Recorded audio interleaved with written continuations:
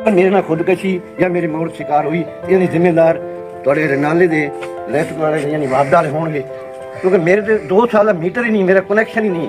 इन्होंने 3500 ते 85 रुपये भेजता मेरा बिल। अस्सलामुअलैकुम। अज तुसी गुरबत की वजह तो लोगों के हालात वेख लो। एक बजुर्ग बंदा है, उम्र रसीदा बंदा है जो कि बहुत ही परेशान है गुरबत की वजह तो। तुसी इन्हें वेख सकते हैं और इन्हों के हालात तुसी वेखोगे सुनोगे तो तुहाडा दिल भी जाएगा और बड़ी अखां चों आंसू आ जाने। मैं इन्होंने महक देना ये अपने दिल भरी दास्तान और अजकल के हालात तुहानू बयान कर। अस्सलामुअलैकुम।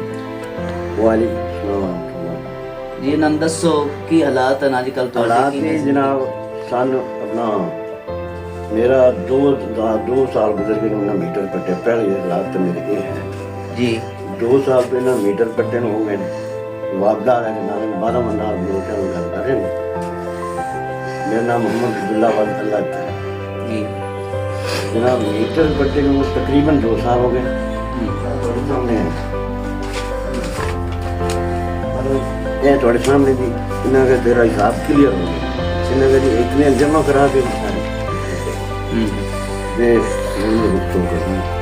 ये इतने मतलब जमा करा दो ते बाकी थोड़ा हिसाब क्लियर जो क्लियर होया जी ए बिल उन्होंने शो किया भी थोड़े तो कोई करदा नहीं कोई कुछ नहीं। तो जनाब मीटर भी नहीं लिया फिर भी कनैक्शन बिल 124 रुपये भेजते रहे। उस बाद जनाब पिछले महीने इन्होंने भेजता 3454 रुपये। मीटर लगा हुआ कोई मीटर 2 साल तो नहीं लगा सर। अल्लाह। अच्छा ऐतकी जी बिल भेजते 3500 ते 85 रुपये। हालांकि पिछले बिल मैं नहीं जमा करा सकती क्योंकि मेरे को रोजगार ही नहीं। 4 छोटे छोटे बच्चे हैं तुम देख सकते हैं। इधर बच्चे भी खाओ। एक दिन हाँ मोहम्मद बिलाल खान है जी, दूसरे नाम जनाब दूसरा नाम मोहम्मद उस्मान खान है, तीसरा नाम जी अपना इब्राहिम है। बेशक है जमा पर्ची जमीन बिल्कुल वेख सकते हैं। इन्हों के तमाम बच्चों का ये नाम। हाँ जी तो कोई रोजगार नहीं घरेलू हालात है देख लो। इस टाइम मेरे घर च अपना कोई आटा नहीं, सिलेंडर है वो खाली पे, बर्तन का खाली पे जी।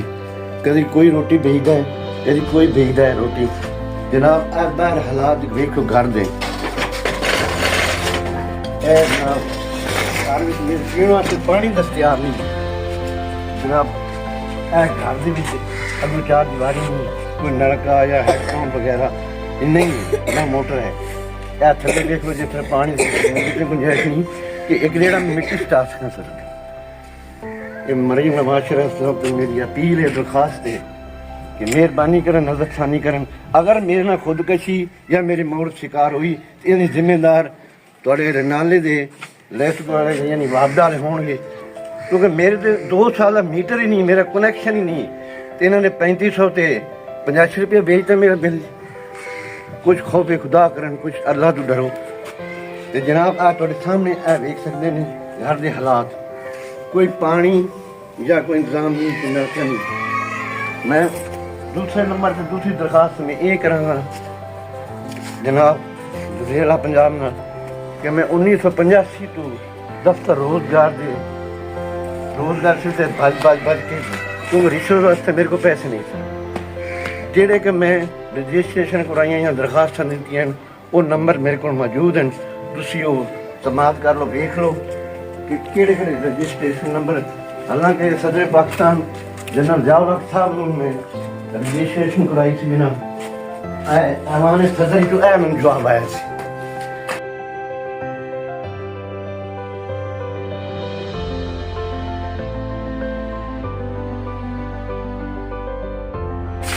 जनाब जेडे मैं दरखास्त अंदर रजिस्ट्रेशन नंबर गौर ना देख लो।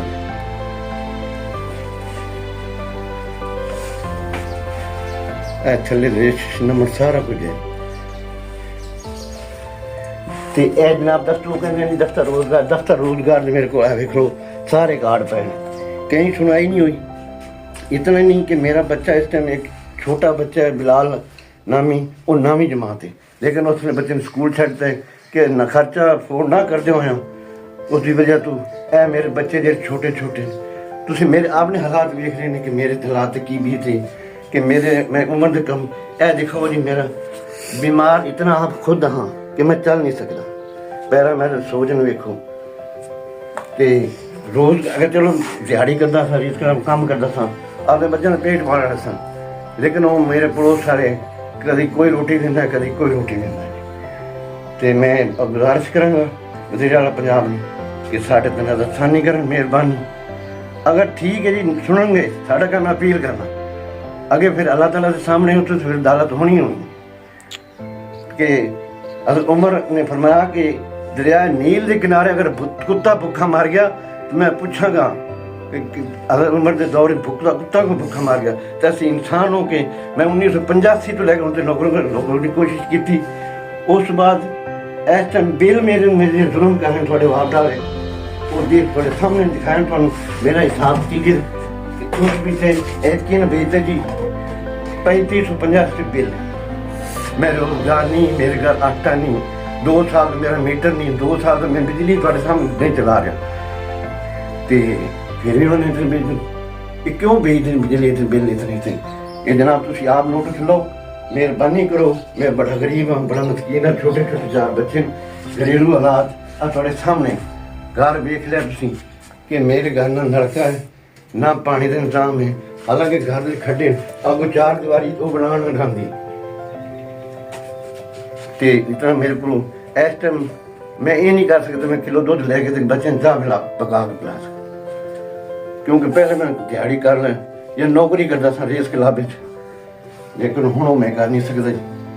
हूँ इस टाइम अल्लाह का आसरा है, अगर तुम कोई सपोर्ट करो तो ताकि बच्चों ने पढ़ा सका या कोई अपना लोड़ो रिक्शा वगैरह लैके दे दूँ जिन्होंने हमें अपना रोजगार चला के बच्चों को पढ़ा सका, या कोई नकदी तावन कर जिस कोई नलका लवा सका, मोटर लवा सका, 4 दीवारी बनवा सका, अपना सेम घर का सही करवा सका। आटा घर है वो नहीं है जी, थोड़े सामने थोड़े हालात दिखाए कि ऐसे मेरे सिलेंडर खाली पे बर्तन कोई चीनी नहीं, कोई पत्ती नहीं, कोई आटा नहीं, कोई कुछ नहीं। तो ये बच्चे छोटे छोटे ये काम करने के काबिल नहीं है। ये मैं पढ़ाना चाहना, एक बच्चा मेरा है वो नामी माँ, लेकिन वो उसने स्कूल छोड़ दे वजह चले कि मैं खर्चा अफोर्ड नहीं कर सकता। तो मेहरबानी करो तो जी मेरे हालात हैं वो थोड़े जनाब सामने रखें कि लिहाजा मेहरबानी करके जो मेरे तो बिल लेना भेज तक 3550 मेरा 2 साल मीटर ही नहीं, करंट ही नहीं, बिजली में इस्तेमाल नहीं कर रहा।